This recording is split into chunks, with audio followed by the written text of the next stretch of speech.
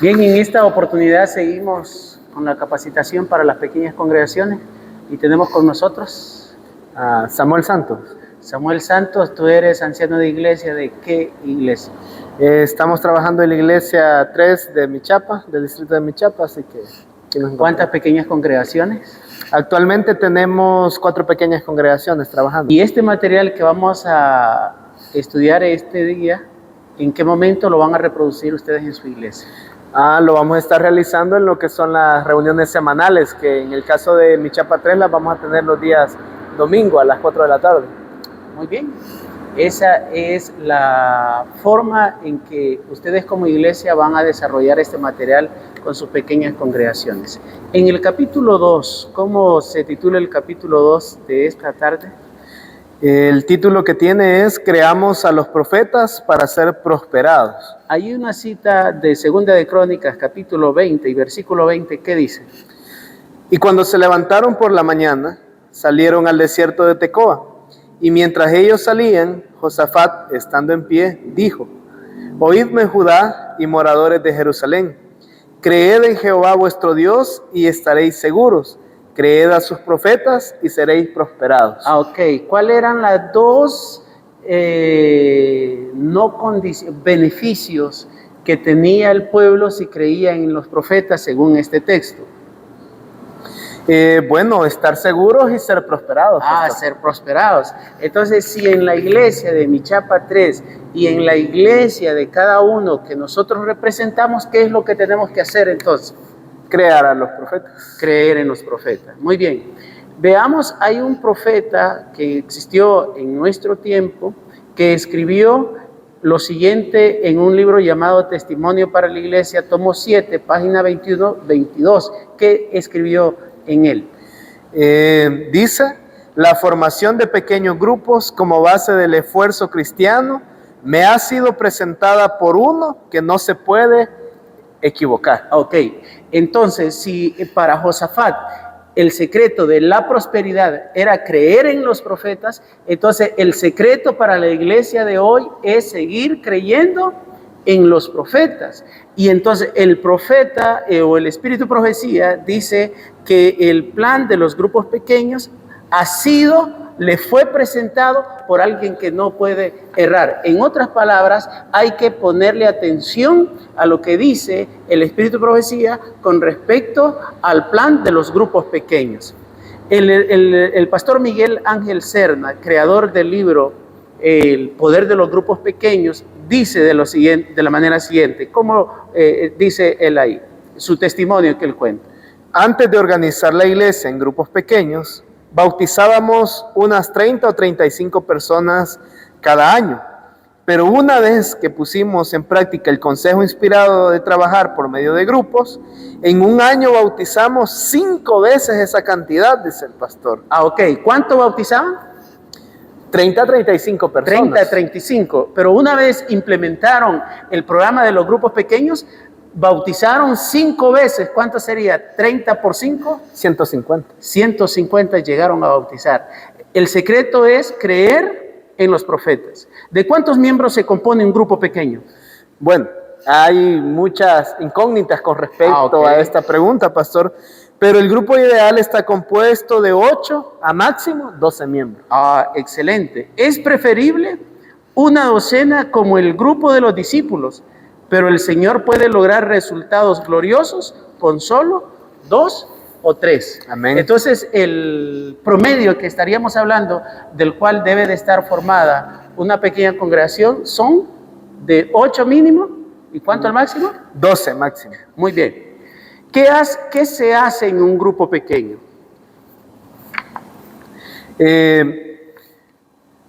Una de las primeras indicaciones o consejos que nosotros podemos encontrar es que cada uno cuente su experiencia con sencillas palabras, ¿verdad? Esto le va a dar más aliento y gozo al alma que todos los placenteros instrumentos musicales que puedan ser usados en las iglesias. Cristo entrará a vuestros corazones. Este es el único medio por el cual podéis mantener vuestra integridad. Correcto, eso lo dijo nuestra hermana Elena de Huay en Testimonios de la Iglesia, tomo 7, página 195. que cada uno cuente su experiencia. Eso es lo importante de la pequeña congregación, donde todos puedan hablar, donde todos puedan comunicarse y puedan contar su experiencia. Ese es uno de los fines del grupo pequeño. No es solamente alcanzar los resultados. Alcanzar los resultados, eso es, valga la redundancia, un resultado. Ese es parte del proceso, pero el fin es que cada miembro llegue al grupo pequeño y logre contar su experiencia. A ver, ¿qué sigue diciendo ahí? Notemos el siguiente punto. Notemos, dice, cómo debe funcionar el grupo. Sus integrantes deben orar juntos, estudiar la Biblia juntos y compartir sus experiencias personales. El resultado van a ser bendiciones, gozo, aliento y la presencia de Cristo en el corazón. Muy bien, la pregunta era, ¿qué se hace en un grupo pequeño? Número 1, cuenta su experiencia. Número 2, ora junto. Número 3, estudia la Biblia junto. Bueno, en el mismo punto mencionaba varios. Orar juntos, estudiar la Biblia y compartir sus experiencias personales. Ahora, este folleto que tenemos acá es el folleto para que en la pequeña congregación estudie la Biblia de manera junto, ¿verdad? Aquí está, estamos nosotros desarrollando lo que los ancianos van a recibir en la reunión semanal, pero en las primeras páginas está el estudio para la pequeña congregación. Excelente. Muy bien, avanzamos entonces. ¿Cuál es el siguiente punto? Luego nos dice más adelante, ¿cuánto poder encierra esta promesa? La cita termina con un pensamiento inusitado.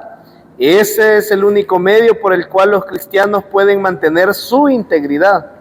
¿Pero qué significa esta declaración? La palabra integridad denota algo completo. Eso quiere decir que está entero, que no está dividido, sino que está integrado.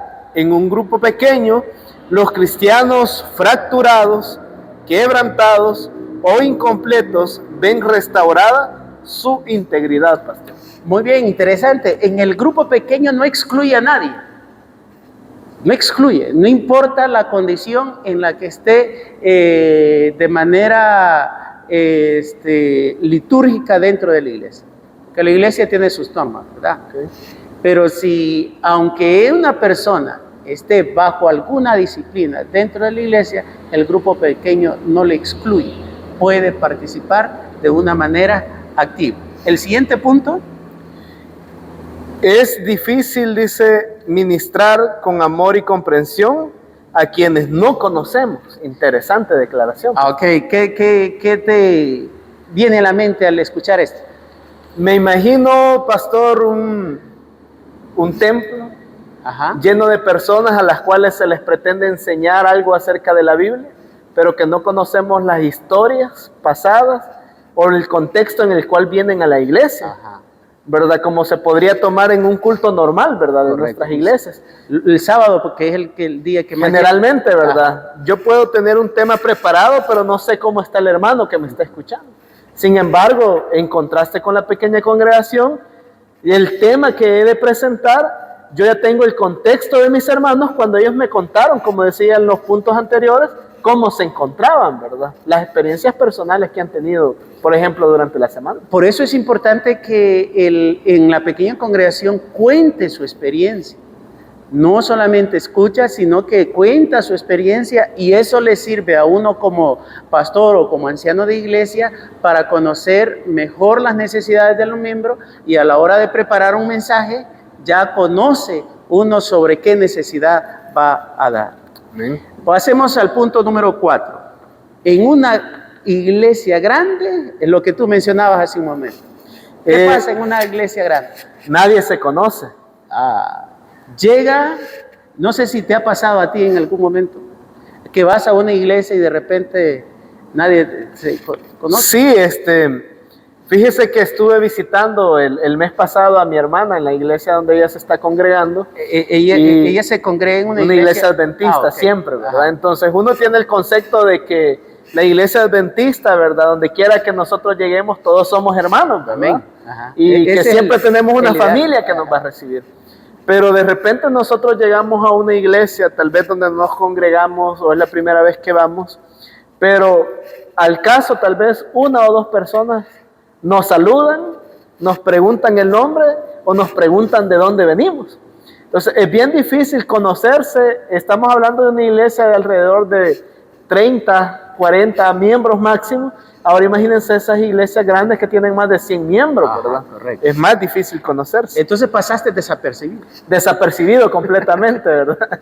Entonces, si no es por mi sobrino que le decía que a uno que otro hermano, él es mi tío, ¿verdad? La gente no sabe ni pregunta quién entró ni quién salió de esa iglesia en aquel culto. Imagínate que tú estás pasando una necesidad y vas con el deseo de conocer una iglesia. ¿Volverías a esa iglesia independientemente de la que sea después de una recepción como esa? Definitivamente no, ¿verdad? Definitivamente Uno no. se siente extraño. Sí. El primer punto que determina que una iglesia grande nadie se conoce, dice, en una iglesia grande no le dan cuenta a nadie de sus actos, excepto a Dios. Pero lo probable es que Dios también sea un extraño en sus vidas. La congregación nunca llega a conocer las necesidades de estos miembros anónimos, ni mucho menos a subsanarlas, simplemente porque nadie los conoce. Ese es el síndrome de las iglesias grandes. Vas, si llegaste bien, y si no, también. ¿Qué sigue diciendo el siguiente punto? Dice, para Dios toda persona es importante y su propósito es salvar a cada uno en su reino. Él sabe que la mejor forma de lograrlo es en grupos pequeños, antes que en congregaciones numerosas. Ok. ¿Cuál es el propósito que Dios tiene el deseo de alcanzar al miembro? ¿En una iglesia grande o en un grupo pequeño? El objetivo es salvar a las personas. Amén. Es el objetivo general. La presentación, dice Obreros Evangélicos, página 201. La presentación de Cristo en la familia, en el hogar o en las pequeñas congregaciones, en casas particulares, gana a menudo más almas para Jesús que los sermones predicados al aire libre, a la muchedumbre agitada o aún en salones o capillas. ¿Qué te parece esta cita de la hermana Elena de White? Es muy importante quizás analizar, ¿verdad?, lo que realmente está diciendo el Espíritu y Profecía en esta ocasión, porque como decía el punto anterior, ¿verdad?, el propósito de Dios es salvar a las almas, no solamente bautizarlas. Correcto. Y tal vez en una campaña evangelística planificada al aire libre donde se llevan muchas personas, ¿verdad?, y se logra una numerosa asistencia, puedan haber resultados, ¿verdad?, en la cuestión de bautizos. Pero realmente es en las pequeñas congregaciones donde hay más camaradosidad, ¿verdad?, hay más amistad, donde las personas se conocen mejor. Esas almas que se logran en las pequeñas congregaciones son más permanentes que aquellas que llegan a una reunión. El problema de las que llegan a una iglesia grande o una campaña distrital, por así decirlo, a las cuales estamos acostumbrados, es que no han desarrollado una relación con los hermanos. Exacto. Se vuelven desconocidos o extraños dentro de la misma iglesia. Entonces la probabilidad que el miembro se quede son cada vez más bajas. Ahora, pero en la realidad nosotros le hemos dado mucha más prioridad a los eventos grandes, exacto, que a las predicaciones en casa. ¿Por qué normalmente recurrimos a este error? Quizás a veces podría ser tal vez un hecho de creer que entre el número sea más grande es mejor el resultado, ¿verdad? Okay. Y entonces definimos la calidad del trabajo, de los resultados por la cantidad, ¿verdad? Pero realmente no vemos en sí la calidad del producto que estamos recibiendo. Entonces, volviendo al mismo tema, quizás el hecho de llevar a las personas a un solo lugar, ¿verdad?, de alguna manera engrandece, ¿verdad?, el desarrollo del evento, pero el resultado que estamos teniendo realmente es pequeño comparado con una reunión o una campaña en pequeña congregación, donde quizás a lo más que vamos a tener una presencia de 10 hermanos, pero que las personas que visitan, ya sean una o dos, o a veces son más, ¿verdad? Podían tener una mejor percepción de la iglesia que lo que tienen fuera, porque la gente tiene la oportunidad de saludarse unas con otras y conocerse unas a otras. Correcto, tienen esa oportunidad de mantenerse en comunión con ellas. Y el otro problema es que nosotros como dirigentes de iglesia estamos acostumbrados a dirigir la iglesia de manera general. Estamos acostumbrados a querer manejar la iglesia desde el púlpito de manera general, pero ya hacerlo a través de grupos pequeños hay que pagar un precio. Primero hay que empaparse para conocer el plan de los profetas. Para ser prosperados tenemos que seguir el plan de los profetas, y lo otro que tenemos que también es darle prioridad a los grupos pequeños, porque en la mayoría de los líderes no se sienten su grado de importancia dentro de la iglesia. Únicamente creen que su función es únicamente reunirse los viernes de tarde, pero no es su función. La base de la iglesia radica en las pequeñas congregaciones. ¿Qué dice el Ministerio de Curación en la página 110? Porque los grupos pequeños son poderosos en el evangelismo, pregunta. Porque en estas reuniones Cristo mismo estará presente, tal como lo prometió, y su gracia tocará los corazones. Ah, muy bien. ¿Cuántas pequeñas congregaciones tienes en tu iglesia? 4. Muy bien. ¿Qué día se reúnen? Viernes. Viernes. ¿Quién está presente en esa pequeña congregación según esta cita? Cristo. Cristo. Entonces, ahí Dios está manifestando. En el primer estudio que vimos de este folleto, dice que Jesús pasó el 80% de su tiempo con los discípulos. Jesús no le llegó a las multitudes de manera directa, sino que le llegó a través de los discípulos. Es decir, Jesús pasó mayor tiempo con sus discípulos que con la multitud. El mayor tiempo que Jesús pasó, lo pasó con sus discípulos. Entonces nosotros como ancianos, como líderes, como pastores de iglesia, si queremos ver prosperidad en la iglesia, tenemos que pasar más tiempo con los líderes, dedicarle tiempo a las pequeñas congregaciones, dedicarle tiempo a los líderes de pequeñas congregaciones. Veamos el cuarto punto de nuestro estudio. Es interesante, pastor, porque ahí va a tocar un punto que usted acaba de dar un preámbulo, ¿verdad? Que nos lleva directamente a esto. Es el tema que es necesario con las pequeñas congregaciones, es una mejor organización. Ah, muy bien. Ese es el problema donde nosotros radicamos, porque lo vemos como un programa más, como que es una obligación nombrarlas, pero las nombramos y las dejamos abandonadas. El primer punto con respecto a no basta solo organizarse. Las pequeñas congregaciones deben estar bien organizadas para ganar almas, y la buena organización es vital. Ah, muy bien. ¿Qué es para ti bien organizada? Bueno, podríamos decir una atención integral en cada aspecto que cubriría la pequeña congregación. Para mí, tendría que haber un punto de vista quizás por encima de lo que generalmente se cree, que la pequeña congregación solo es un culto de día de semana durante 1 hora, ¿verdad? Que hay que cumplir, sino que tendríamos que ver el tema de cómo la pequeña congregación está estructurada. Ah, correcto. El tema cómo la pequeña congregación va a desarrollar su programa de reunión semanal. El tema de cómo la pequeña congregación va a desarrollar su programa evangelístico como Amén. Pequeña congregación. Ajá. Ministerial, cómo va a atender las familias de cada una de las pequeñas congregaciones, los vecinos, las visitas, cómo va a organizarse con sus campañas. O sea, estamos hablando de la pequeña congregación tal cual una organización semejante, y me atrevería a decir que debería ser mucho mejor todavía que la organización que se tiene en las iglesias locales, pastor. Fíjate en lo que decía el primer folleto, que Jesús organizó, pasó tiempo con los 12, pero no vemos bautismos ¿cómo se llama? Masivos en el tiempo de Jesús. El único registro de bautismos dice de que bautizaba más que Juan. Pero en Hechos, el primer bautismo ¿de cuánto fue? De 3,000 el siguiente, en un solo día. El siguiente día fueron 5,000. Ahora, no había templo. ¿Qué eran? Las reuniones se hacían, dice, en las casas. En las casas. Es decir, 3 años pasó Jesús Organizando. organizando. Cuando Jesús se fue, esta organización dio frutos. Y los frutos fueron lo que dijo el pastor Serna.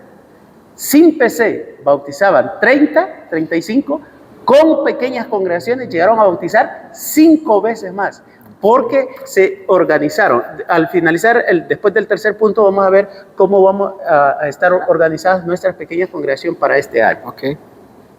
Adelante con el Obreros Evangélicos. Obreros Evangélicos, página 475, nos dice: todo lo que tenga alguna relación con la obra de Dios debe ser tan perfecto como puedan hacerlo las manos y los cerebros humanos encargados de ello. ¿Cómo debe ser la organización? Tan perfecta, dice, como puedan, dice, hacerlo las manos y los cerebros humanos encargados de ello. O sea, en la organización, según esto, pastor, debe estar el 100% de nuestra atención y capacidad. Ahora, Sammy, al descubrir esto y ver que hemos pasado tantos años en muchas otras cosas y no donde deberíamos de estar, da indignación en el lado, en el lado personal. Ahora, si tú lees lo que dice el pastor Miguel Serna al respecto a esto, léelo tú porque es mejor. Dice: si el pastor invierte escaso tiempo en preparar a la congregación e instruir a los dirigentes de grupos, si el pastor, los dirigentes y los miembros participan en la oración en forma superficial e indiferente, si no se esfuerzan al máximo para organizar los grupos pequeños en forma perfecta, si confían en sus propios esfuerzos más bien que en la perfección de Cristo, entonces no tendrán éxito. Esto es que tenemos lo que sembramos. Correcto, sí. O sea, nuestros resultados no están alabando a Dios. ¿Por qué? Pero en el resultado hay un mensaje, nos está diciendo, algo te estás equivocando. Hace poco, el jueves, tuvimos una reunión con los pastores en nuestra asociación paracentral y nuestro presidente daba un informe de gráfica de los últimos años. Y el 2024 bautizamos menos almas que el 2023. Y el 2023 bautizamos menos almas que el 2022. Es decir, que hemos venido... Hay un decrecimiento. Hay un decrecimiento a nivel nacional. ¿Cómo relacionas estos resultados que nos están hablando? Porque las matemáticas no mienten bajo esta realidad de este día. Como usted decía anteriormente, ¿verdad? Es necesario que volvamos a evaluar nuestros pasos pasados, ¿verdad? Al obtener resultados y no solamente planificar, ¿verdad? Sin tener en cuenta cuáles son los errores que se han cometido en el pasado. Bueno, hay un pensador, ¿verdad? Que escribió, ¿verdad? Que una locura total podría ser esperar resultados diferentes realizando las mismas acciones. Ok, entonces si nosotros no organizamos las pequeñas congregaciones, estamos esperando resultados diferentes, pero no estamos haciendo nada diferente. Nada diferente. Entonces, lo que vamos a obtener, pastor, yo me atrevería a decir que sí va a haber un resultado diferente, porque según el ritmo que llevamos, no va a ser el mismo resultado del año pasado, sino que al ritmo que vamos va a haber un resultado mucho menor que lo que este año que acabamos de terminar. Es importante que en este estudio que nos presentaron, es que a principios del año 2024, viendo el ritmo que traían, se predijo la cantidad que íbamos a caer. Y el margen de error fue muy mínimo. Es decir, en la predicción que habían dicho, si el 2023 bautizamos tanto, entonces en el 2024 vamos a bautizar menos. Y por poco pegan esos números que habían predicho. Entonces, algo está pasando. Pero ya ahora, en términos prácticos, ¿cuánta organización tienen No solamente pensando en nuestras iglesias, sino pensando en general. Tu tiempo, estás desde niño en la iglesia, conoces esto.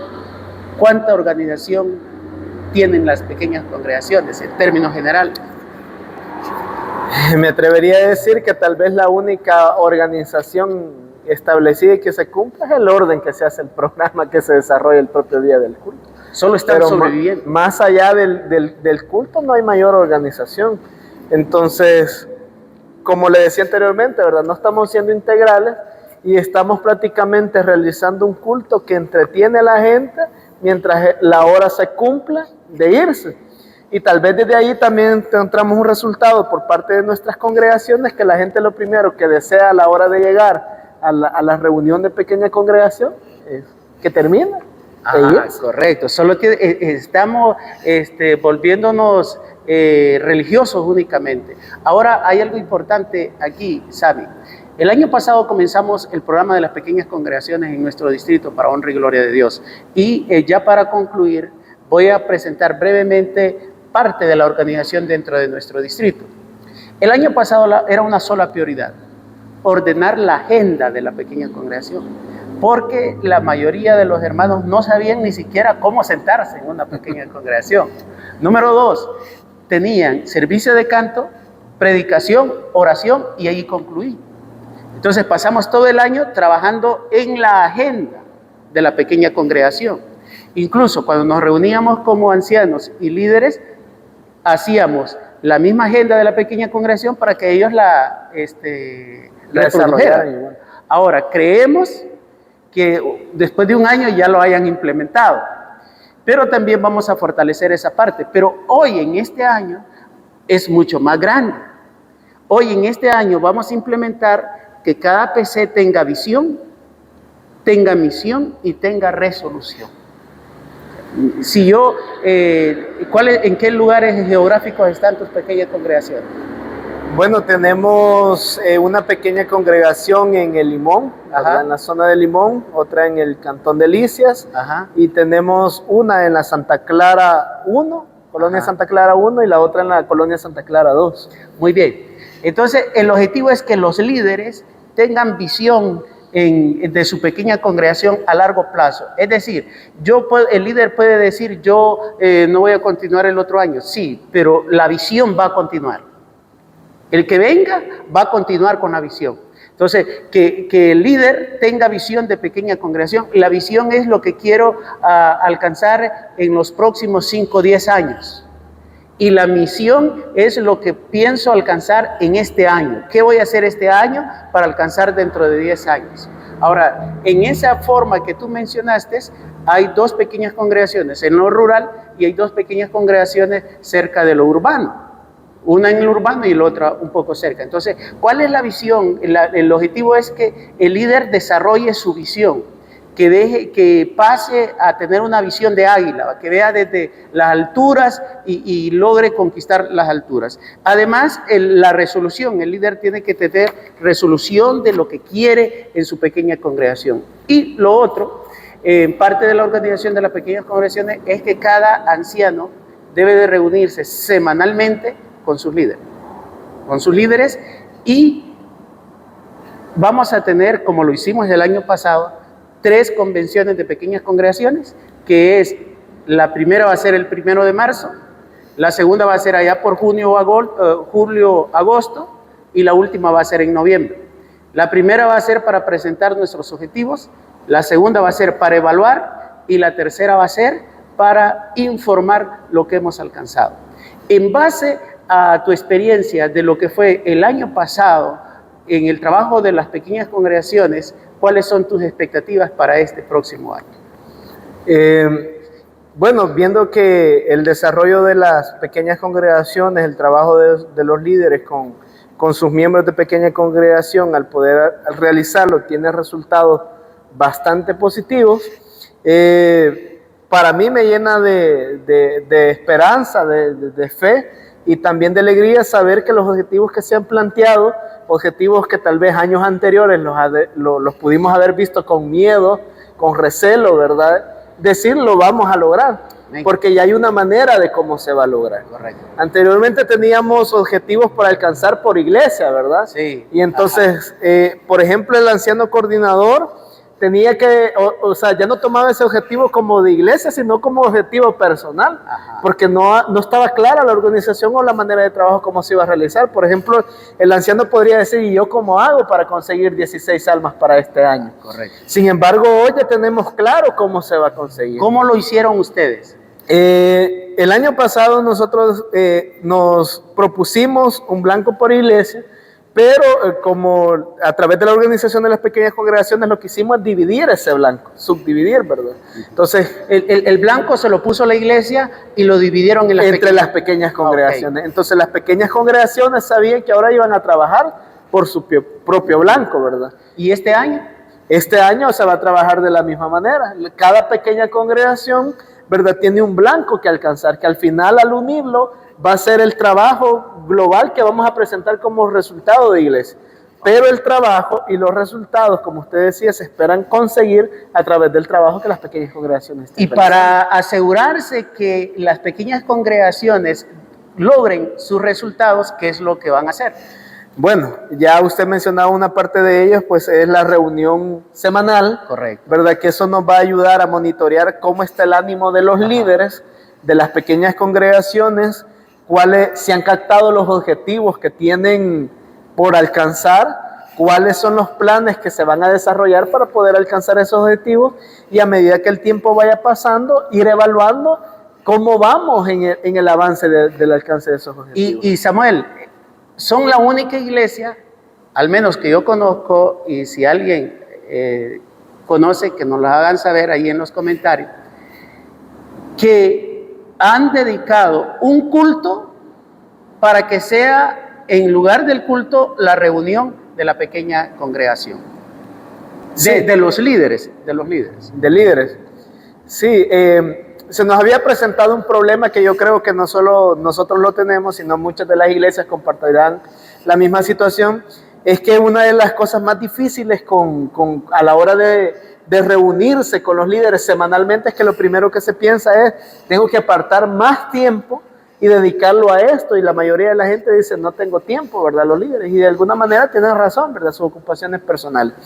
Pero nos dimos cuenta de que ya hay horarios que están establecidos y que la mayoría trata de hacer el esfuerzo de estar en esos horarios, y son los horarios de culto. Amén. Entonces, al balancear entre los resultados que tenemos de desarrollar un culto, podríamos decir, litúrgicamente hablando, normal, o sea, lo mismo de siempre, realizar un servicio de canto, tener un tema, orar y despedirnos, ¿qué resultados nos está dejando? ¿Y qué resultados podemos obtener con una reunión que va a ser más de instrucción, ¿verdad?, y de capacitación? Vimos que podríamos tener un resultado de crecimiento evangelístico que al fin y al cabo es lo que le interesa a Dios, como decía aquí, que el objetivo de Dios es salvar las almas.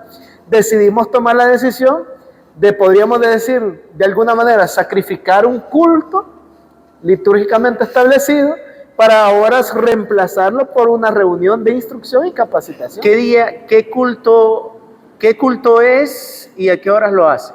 Es el culto de los días domingos, ¿verdad? El horario es el mismo que teníamos anteriormente, que es de las 4 a 5 de la tarde. Muy bien, ahí ya se le está dando un mensaje a la iglesia, se le está diciendo tácitamente, aquí la prioridad son las pequeñas congregaciones. Amén. Veamos y cerremos con la aplicación. Es evidente que para cualquier iglesia que desea realizar un esfuerzo significativo en el ganancia de las almas, la formación de grupos pequeños adquiere importancia primordial. ¿Qué otra cosa podría ser más importante que decidir que tanto nosotros como nuestra iglesia usaremos los medios más efectivos en la ganancia de las almas? Y la manera de lograrlo es por medio de los grupos pequeños. No hay otro camino. Yo creo, pastor, que leyendo esto, como decía ahí el texto, es cuestión de priorizar. Muy bien. Es cuestión de priorizar qué es lo que realmente Dios espera de la iglesia, qué es lo que realmente Dios espera de mí como persona. Y cuando nos demos o cuenta, como anciano, o como pastor, anciano, con mucha más como responsabilidad. líder, ¿verdad? Como miembro de iglesia. Entonces, cuando nos demos cuenta que Dios dio a su Hijo para salvar al mundo, ¿verdad? Y que todo aquel que en Él crea no se pierda, más tenga vida eterna, y comprendemos que el objetivo de Jesús era venir y a buscar, ¿verdad?, lo que se había perdido, y en vez de condenar a las almas, venir a salvarlas. Cuando tengamos claro esto, como dice aquí, ¿verdad?, la prioridad de nuestro trabajo, de nuestra organización, de nuestros programas, va a ser la ganancia de las almas. Amén. Y si ya vimos que la ganancia de las almas solo puede ser efectiva, ¿verdad?, y hasta cierto punto, digamos, más amplia, a través de las pequeñas congregaciones, creo que sería un error seguir negándole a las pequeñas congregaciones la importancia que realmente merecen ponerle. Es interesante. Ahora, como pastor, yo tengo una responsabilidad ante Dios, dar la prioridad y organizar las pequeñas congregaciones. Ahora, tú como anciano, ¿cuál es tu responsabilidad? Creería que es seguir los pasos, ¿verdad?, que usted está siguiendo de organización de pequeñas congregaciones. ¿Y el líder? Capacitar a los líderes para que el líder, ¿verdad?, pueda y sepa organizar a su pequeña congregación. La importancia que tiene él dentro del plan de la ganancia de las almas. Muy bien, de esa manera hemos cerrado nuestro segundo capítulo, Creed en sus profetas y estaréis seguros. Tus palabras últimas para despedir. Bueno, incentivar a todos los hermanos, ¿verdad?, ya sea ancianos, líderes de pequeña congregación o miembros de pequeña congregación, a que nos involucremos en el trabajo que Dios espera que estemos haciendo, que es la ganancia de las almas. Y sigamos los planes que Dios ya estableció para poder realizarlo, ¿verdad? Cuando lo tomemos en cuenta Él, los resultados se verán, ¿verdad? Amén. Muy bien, recuerden que si queremos lograr los propósitos de Dios, solo hay un medio. De manera general, es las pequeñas congregaciones. De manera individual, es el método de Cristo. Que Dios pueda bendecirnos y nos vemos en la próxima capítulo de las pequeñas congregaciones. Amén.